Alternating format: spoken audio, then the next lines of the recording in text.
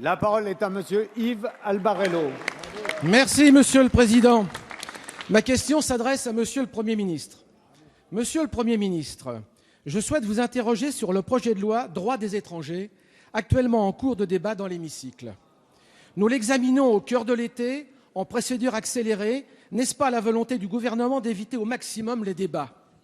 Ce texte est un véritable appel d'air à l'immigration illégale. Je souhaite aborder un point précis qui concerne la Seine-et-Marne. En effet, une commune de ma circonscription, le Mesnil-Amelot, possède un des plus grands centres de rétention administrative. Dans votre texte, une des dispositions parmi les plus dangereuses concerne les clandestins ou les étrangers en situation illégale. Pour eux, l'assignation à résidence devient la règle et la rétention administrative l'exception. Autrement dit, on va leur demander de bien vouloir ne pas changer d'adresse, mais c'est de l'angélisme que d'y croire. Êtes-vous assez naïf pour penser qu'un étranger en situation illégale ne changera pas de domicile et attendra gentiment qu'on vienne le chercher pour le reconduire dans son pays? Le résultat sera à coup sûr de rendre les mesures d'expulsion encore moins applicables aujourd'hui. Cette disposition, si elle devait voir le jour, fera certainement le plaisir aux passeurs et aux trafiquants qui exploitent la misère des 500 000 clandestins installés en France.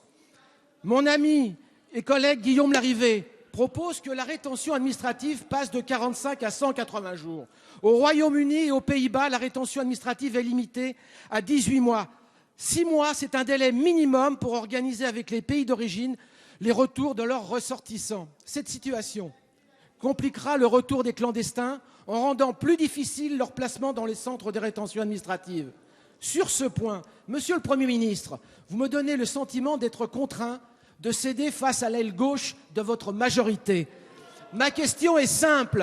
Allez-vous revenir sur cette mesure d'assignation à résidence qui sera inapplicable dans les faits et dangereuse dans ses conséquences? La parole est à monsieur Bernard Cazeneuve, ministre de l'Intérieur. Monsieur le député, depuis le début de ce débat sur la loi relative au séjour, vous répétez en boucle des choses fausses, comme si vous aviez reçu instruction de le faire à chaque instant. J'ai une petite idée d'ailleurs de la personne qui vous a donné l'instruction, de manière à donner le sentiment qu'il y a ici la responsabilité et là le laxisme. Alors je vais vous donner quelques chiffres. Oui, mais n'applaudissez pas trop vite parce que vous pourriez être déçus. Je vais vous donner quelques chiffres extrêmement précis. Pour ce qui concerne les reconduites forcées à la frontière, qui sont la véritable marque de la volonté d'un gouvernement de résister à l'immigration irrégulière. L'année pendant laquelle on a le moins expulsé de migrants irréguliers, c'est en 2011. Le chiffre en 2012 était de 13 000. Il est aujourd'hui de plus de 15 000. Nous expulsons plus de migrants irréguliers que vous ne le faites parce que nous ne considérons pas qu'il y a de l'incompatibilité entre la nécessaire humanité et la fermeté. C'est-à-dire que vous êtes très fort dans les discours, vous faites beaucoup de rhétorique et quand on regarde les résultats, ils sont éminemment médiocres. Le deuxième point sur lequel je voudrais vous rappeler un certain nombre de réalités, c'est sur la lutte contre l'immigration clandestine et le démantèlement des filières de l'immigration irrégulière. Depuis 2012, nous avons démantelé 25% de plus de filières de l'immigration irrégulière.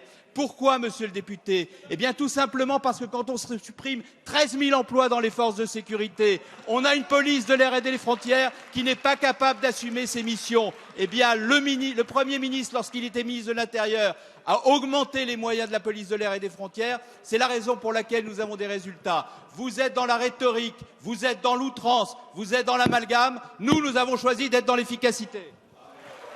Merci, monsieur le ministre.